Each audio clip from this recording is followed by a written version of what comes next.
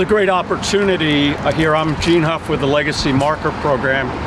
Today, Drexel Newman Academy is coming here with 7 students and 2 teachers, and they've expressed an interest in being a part of becoming history detectives.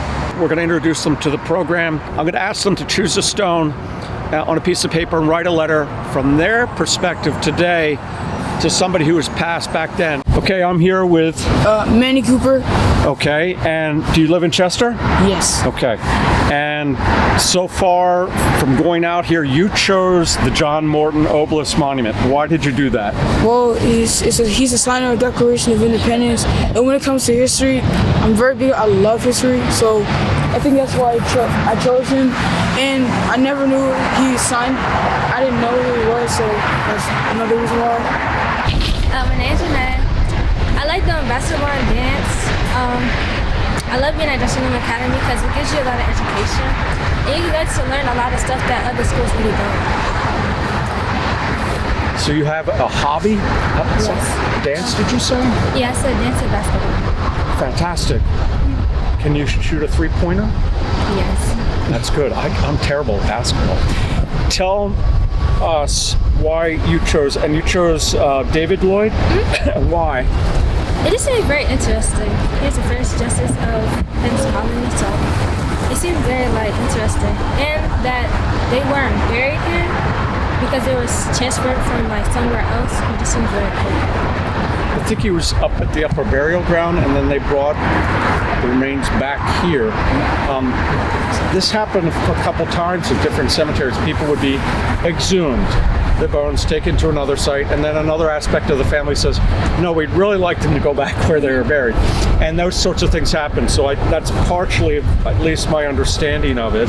And then they have this wonderful bronze plaques here, which would be antique brass and telling the story. But you can even see a lot of these stones before because of the grass. So your goal, obviously, to do a sketch, which you started right now. Can you show the camera your sketch there? I just did the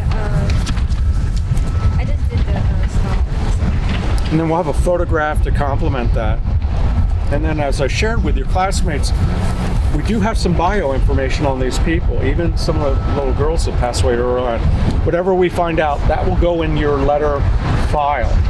You'll get a chance to see that, and then it'll go in an envelope. And as I said, your teachers will, wherever you go 10 years from now, you'll get that, okay? My name is Madison. I'm in 7th grade at Drexel Newman Academy.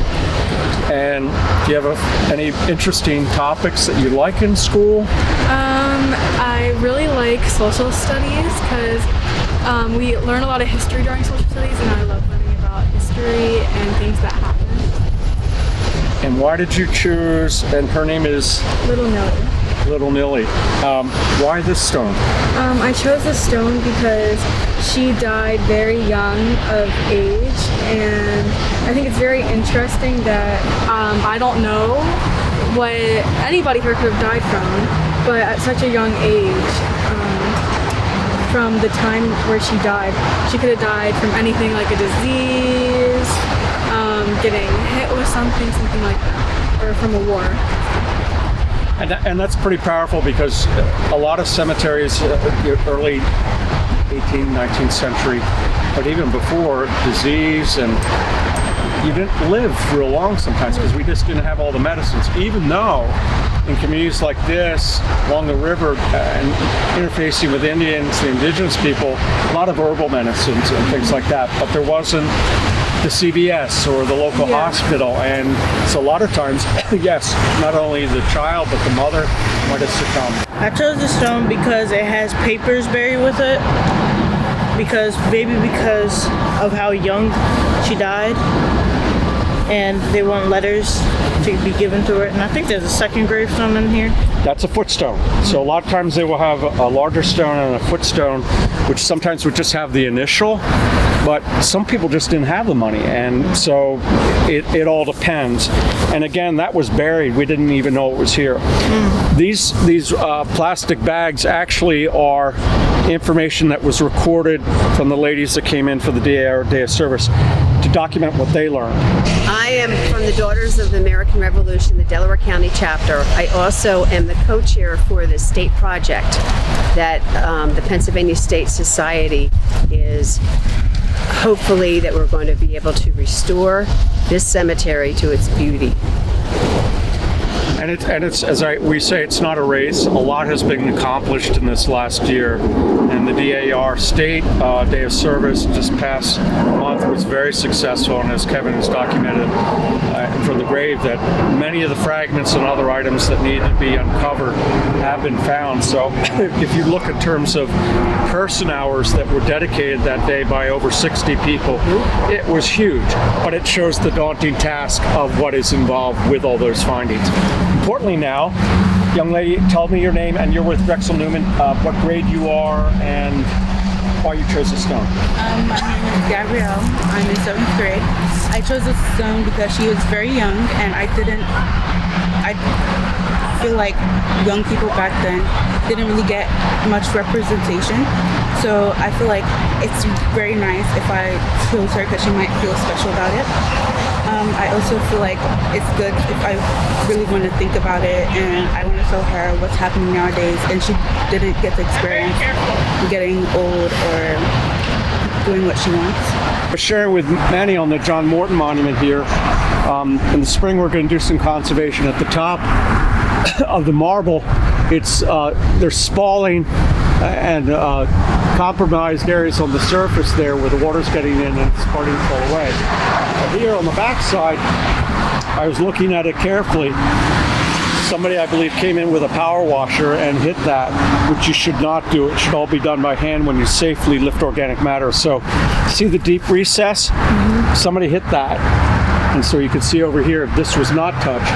But that's something you have to be careful. You can't hit something with high pressure water or whatever, because it will literally break it and cause problems like that. And then behind here, this yew tree, which is not a native tree from there. It's beautiful, but it's got to come down because it's compromising the monuments. And then what we're going to do is we're going to take all these pieces of bough, when it's taken down, we're going to take it to your school, and you all are going to make wreaths for the community of Chester for Christmas. What do you think? That sounds good. I think it's great, and wreaths are expensive, but this is, and it'll be, here's the deal, John Morton Monument, this is yours. You'll be a project leader, okay? All right, so what happens here, this stone is pretty easy to read, right? But for those that aren't, take, In the light. see how the lighting shines up a little bit better on those? Yeah. So this is an organic matter. This spray we put on, and that kills the lichen. It's safe for the stone. Now here's the other problem.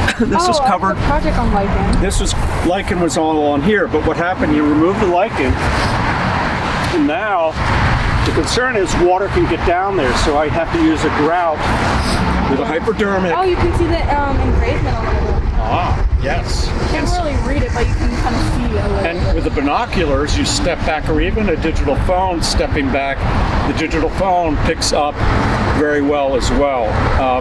So that's part of it. That's part of the process. But again, I have to come back here and put a grout. You don't just you hear about pointing. Yeah. You want to secure this substrate because the water gets down in there. You want to stop that. So I use, you know what a hypodermic is? Hypodermic needle. Yeah. Fill it with water. Shoot it down there, capillary effect, the water gets down. Then you do an injection grout behind it, and the grout goes in behind the water, and you're stabilizing this so it doesn't fall away. So you may have a stone over there. There's some of those tablet stones on the ground. In the center over here in front of John Morton's, you'll see it's starting to peel away from that tablet stone. That has to be stabilized.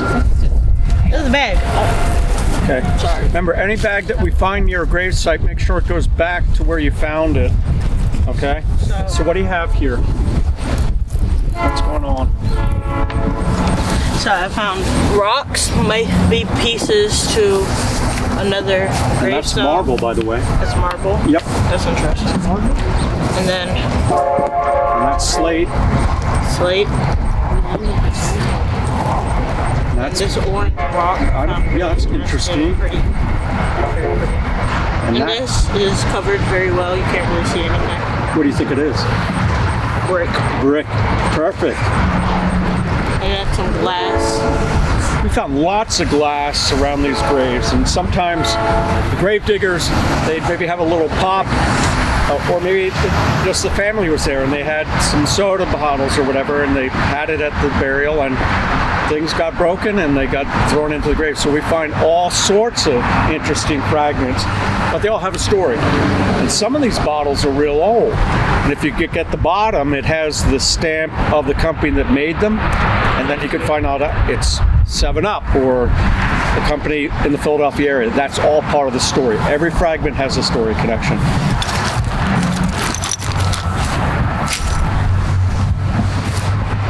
This is another bag. Actually has the part of this bowl that says made in England. Very, very old. This is part of a plate. I'm not sure who was buried here. I'm sure there may be a record in the DAR. Excuse me, not the DAR, but the church or the WPA. But just through some basic removing of soils. And what was interesting, this was supposed to be a very deep grave with just a stone, but they started finding fragments only 6 inches down. So that's what's exciting about it. Today is crucial because with the permission of the school, this information can be shared with other schools to show what we're doing here. This is an open air classroom where we can talk about art, music, poetry, medicine. Maybe they want to be an anthropologist, a preservationist, or history, or at least encourage other friends to come down here because they participated. So that's why today is very, very important.